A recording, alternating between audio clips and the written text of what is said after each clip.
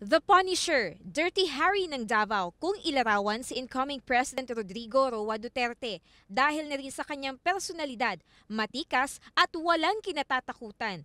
Subalit ano nga ba ang tunay na pagkatao ng susunod nating Pangulo? Ano ang istorya ng kanyang pagkabata? Sa subdivision na ito sa Davao City, natunto ng PTV team ang bahay ng mga Duterte. 6 na dekada nang nakatayo ang bahay na ito ng pamilya Duterte. Simple man kung tingnan, pero ito ang saksi sa makulay, masaya at masiglang pagkabata ng susunod na Pangulo ng Pilipinas, si Presumptive President Rodrigo Duterte.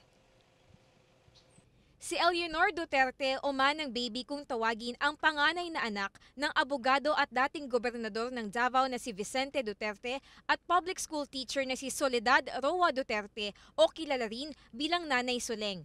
Dahil nanatiling dalaga at walang pamilya, sa kanya na ipinamana ang kanilang bahay.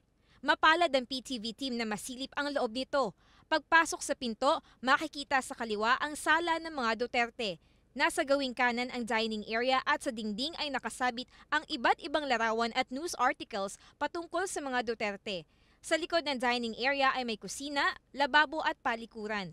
Ayon kay Eleanor, plano nilang pamilya na buksan sa publiko ang bahay at gawing museo, kaya't sinimulan na ang pagdikit ng maraming literato sa dingding gaya ng sa kwarto ni Nanay Soleng. Narito po tayo ngayon sa loob ng kwarto ni Nanay Soleng, ang itinuturing na the disciplinarian ng pamilya Duterte.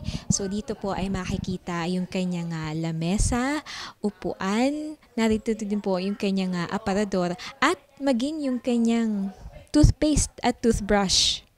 Kaso kung mapapansin niyo po ay wala pong kama dito sa loob upang magkaroon ng mas malaking espasyo at pagkakataon yung mga bibisita dito na makagalaw at matingnan isa-isa yung mga larawang nakadikit po dito sa dingding.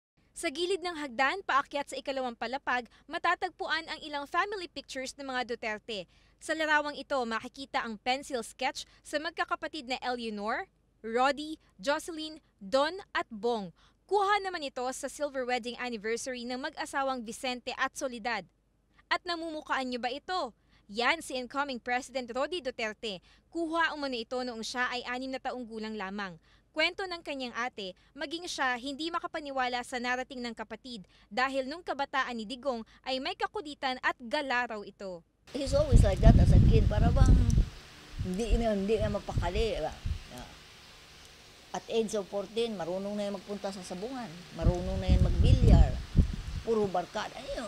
Gayunman, sa kanila magkakapatid, pinakamalapit siya kay Roddy. I, being the oldest, parang ako ng matriarch, of all the siblings, kaming dalawa ang magkasunod. So, he's 71, I'm 74. I'm 3 years older than him. So, like any other sibling, siyempre kung sino yung kalapit mo, yun ang you're never closer to your youngest brother. Mayroong 4 na kwarto sa second floor, subalit inaayos at nililinis pa ang loob ng mga ito para gawing bahagi ng museo.